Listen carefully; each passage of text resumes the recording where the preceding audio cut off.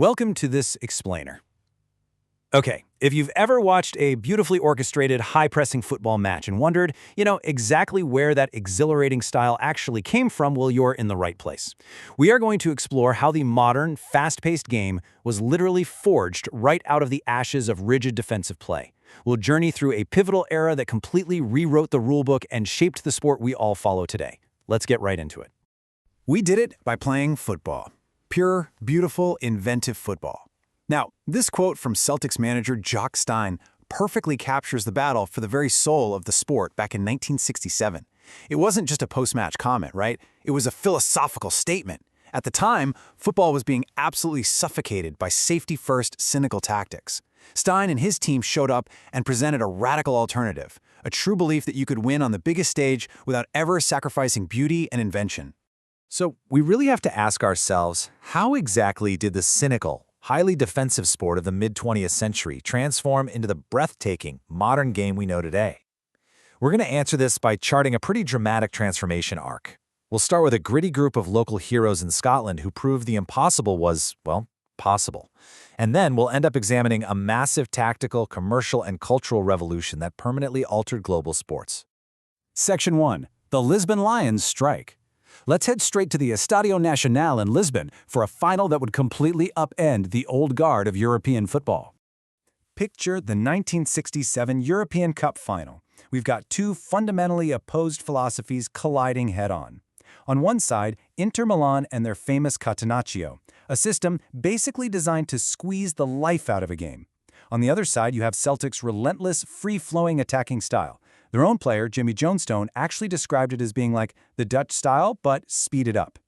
Inter Milan opened the scoring with an early penalty and immediately retreated into their famous defensive shell.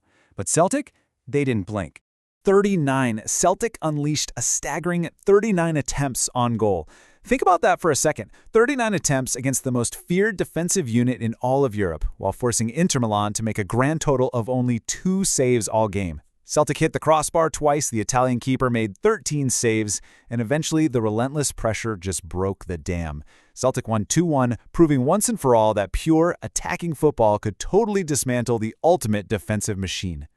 But here is the kicker, and what makes this victory a true anomaly, something we will literally never see again in modern sports. It's the geography.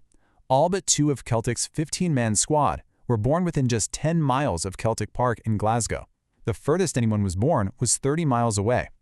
In an era where modern powerhouse clubs field global all-star teams, it is just breathtaking to realize that the first British club to win the European Cup, capturing a fabled quadruple that season, was essentially a neighborhood team of local heroes playing with absolute fearlessness. Section 2. Birth of total football. Transitioning from that local grid of Scotland, we move over to the Netherlands, where the seeds of Celtic's attacking spirit were formalized into an absolute tactical masterpiece by Johan Cruyff and Rinus Michels. Looking at how this played out, we can trace exactly how the sport transitioned from the innocence of the 1960s into the strategic art form of the 1970s. First, you have Celtic's breakthrough in '67. Then, 1970 saw Pelé's Brazil win the World Cup. It was a beautiful improvisational triumph, but it really represented the end of an era, simply because that street-taught virtuosity was becoming almost impossible to replicate against increasingly scientific European defenses. And that reality paved the way for Ajax to dominate Europe from 1971 to 1973, culminating in a massive structural shift at the 1974 World Cup. Now, total football wasn't just about attacking. It was this highly skilled, swirling spatial contest. It relied heavily on high pressing, driven by players like Johan Neeskens just relentlessly chasing opponents deep into their own half. It demanded positional flexibility, meaning attackers defended and defenders attacked whenever the need arose. And crucially, it introduced the sweeper keeper. Because of a feud with a standard goalkeeper, Cruyff championed Jan Jongbloed, who was great with his feet and roamed far from goal, which allowed the entire team to press even higher up the pitch. Section 3. Cruyff's cultural impact. To truly grasp this era, we have to look off the pitch for a minute. Total football was really a mirror to the broader Dutch cultural revolution and the anti-establishment spirit of the late 60s and 70s. Cruyff and coach Rinus Michels essentially reimagined the game as a contest of space. It's like a giant puzzle. Whoever controls the limited space on the field is going to win.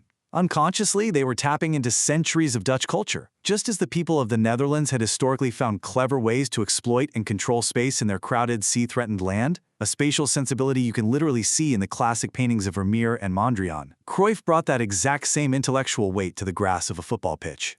Beyond tactics, Cruyff completely smashed old patterns of deference with this incredibly pragmatic approach to his profession. He famously said, "When my career ends, I cannot go to the baker and say, 'I'm Johan Cruyff, give me some bread.'" While playing for the national team was still largely seen as this amateurish honor, Cruyff demanded to be paid. When he found out officials had travel insurance but the players didn't, he forced a change. He embodied the voice of youth demanding fair treatment, marking a massive shift toward modern professionalism.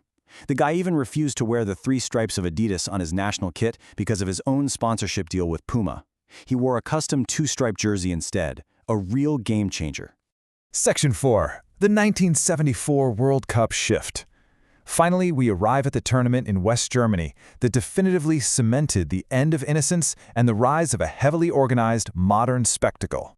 Let's set the scene for 1974. Following the tragic events of the 1972 Munich Olympics, where terrorists murdered 11 Israeli athletes, this World Cup was cloaked in heavy security. Helicopters buzzed constantly in the skies above West German cities. The host team's training camp was so heavily guarded, it frankly felt like a prison. It was an atmosphere of extreme caution, which was a stark contrast to the colorful, sunshine-filled optimism we saw at the 1970 World Cup in Mexico. Behind the scenes, a hard-nosed commercialization was taking over the sport. João Havelange took over the FIFA presidency from Sir Stanley Rouse, ushering in a highly corporate era. Partnering with visionary business figures, FIFA centralized sponsorships, signing massive exclusive deals with major brands like Adidas and Coca-Cola. On the pitch, safety-first, scientific coaching permanently replaced the raw, improvisational joy of previous eras. The game was now big business, heavily structured both tactically and financially. And honestly, nothing symbolized this new, confident, and highly engineered era of European football quite like the Olympic Stadium in Munich. Built on a former military airfield, its futuristic, perspex roof design looked almost like a 21st century Bedouin tent. It was a bold architectural statement from a modernized West Germany, proving that the balance of global football power had firmly shifted back to a structured, technologically advanced Europe. So, a Dutch writer once noted that Cruyff essentially solved the metaphysical problem of football, meaning if you execute his spatial philosophy perfectly with talented players, it is almost impossible to lose. When you consider that modern powerhouses, from Barcelona to Bayern Munich to the Spanish and German national teams, still utilize the high-pressing spatial blueprints he laid out all those decades ago, it leaves you wondering, did Johan Cruyff effectively complete the game of football? What you should really take away from this is that the modern sport you watch today wasn't born overnight. It was forged in a crucible of local Scottish grit, Dutch intellectualism, and a sweeping commercial revolution. Thanks for exploring this amazing transformation with me.